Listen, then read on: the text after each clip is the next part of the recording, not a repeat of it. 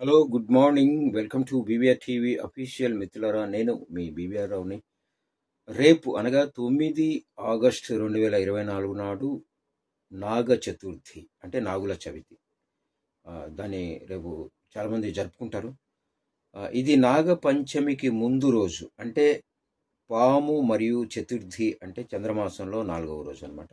కొందరు దీపావళి తర్వాత వచ్చే తమిళ మాసం కార్తీగై నవంబర్ మధ్య నుండి డిసెంబర్ మధ్యలో వాక్సింగ్ చంద్రుని 4వ రోజున కొన్ని రాష్ట్రాలు నాగ చతుర్థి పాటించడం జరుగుతుంది. ఈ నాగ చతుర్థి యొక్క ప్రాముఖ్యత ఏంటంటే మిత్రులారా, ఎవరైతే స్త్రీలు ఉన్నారో వారి జీవిత భాగస్వామి మరియు పిల్లల శ్రేయస్సు మరియు దీర్ఘాయువు కోసం నాగ చతుర్థిని మహిళలు చేస్తారు. ఈ పవిత్రమైన రోజున పాము దేవుళ్ళు ఎవరైతే ఉంటారో ఆరాధించడం కూడా జన్మ పట్టికలో పాము గ్రహాలు రాహు మరియు కేతు వలన కలిగే ఏదైనా బాధలను తగ్గిస్తుందట. కుటుంబ సంక్షేమం, శ్రేయస్సు మరియు సంపద కోసం ప్రజలు నాగదేవతల ఆశీర్వాదం కోరుతూ ప్రార్థనలు చేయడం జరుగుతూ వస్తుంది. ఆనవాయితీగా మనం చూస్తాం. నాగ చతుర్థి కొన్ని ఆచారాలు ఉన్నాయి. ఏంటంటే, నాగ చతుర్థి పండుగ సందర్భంగా భక్తులు పాములను, పాము దేవుళ్లను పూజిస్తారు మరియు పాము పుట్టలలో పాలు అర్పిస్తారు. పాము పుట్టల దగ్గర గుడ్లు ఉంచుతారు. మహిళలు తమ ప్రార్థనలు అర్పించడానికి భక్తితో ఒకరోజు ఉపవాసం కూడా చేస్తారు. మహిళలు దేవాలయాలకు వెళ్తారు. ఇక్కడ పాము విగ్రహాలు ఉంటాయి. విగ్రహాలకు నీరు మరియు పాలతో స్నానం చేస్తారు.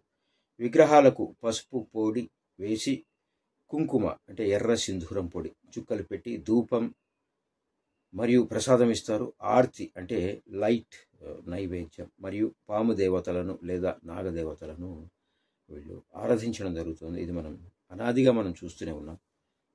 సో చాలామంది మంత్రాలు మరియు సర్పసూక్తం అంటే పాము దేవతలను స్తుతించే శ్లోకం ఏదైతే ఉందో కూడా జపిస్తారు. అనంతవాసుకి, శేష, పద్మనాభ, కంబల, ధృతరాష్ట్ర, శంఖపాల, తక్షక, కలియ అనే 9 ముఖ్యమైన పాము దేవుళ్ళ ఆశీర్వచనం కోసం ఈ శ్లోకాలు పాడటం జరుగుతుంది. నాగ చతుర్దశి మనం పూజలు చేసుకొని ఆరాధిస్తే ఏంటి కలిగే ప్రయోజనాలు అంటే ఒకసారి చూద్దాం.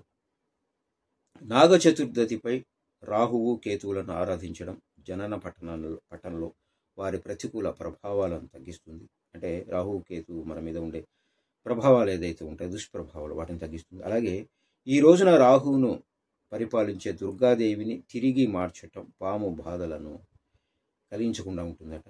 అలాగే పాము దేవుళ్లకు ప్రార్థనలు చేయటం వల్ల మీపై లేదా మీ పూర్వీకుల నుండి వారసత్వంగా వచ్చిన పాము శాపాలు ఏదైతే ఉంటాయో ఆ ప్రభావాలను తొలగిస్తుంది. మనము కాలసర్ప దోషం ఇట్లాంటి అంటూ ఉంటాం, అవి తొలగిపోతాయి. ఆరోగ్యం, సంపద, సంతానం మరియు అనారోగ్యాల నుంచి ఉపశమనం యొక్క ఆశీర్వాదాలు లభిస్తాయి. పెళ్లి కాని మహిళలకు మంచి జీవిత భాగస్వామి లభించడానికి సో పాములకు ఆహారం ఇస్తారు. సర్పదేవతను ఆరాధించిన తర్వాత నాగ చతుర్థిపై మహాభారతం చదివిన వారు వారి జన్మలో సర్పదోష ప్రభావాలు ఏవైనా ఉంటే తొలగిపోతాయని పెద్దలు చెప్తూ ఉంటారు. సో ఒకసారి రేపు నాగపంచమి వీలైనంత వరకు నాగదేవతను పూజించి గుడికి వెళ్ళిరండి. ఓం నమో నాగరాజాయ నమః.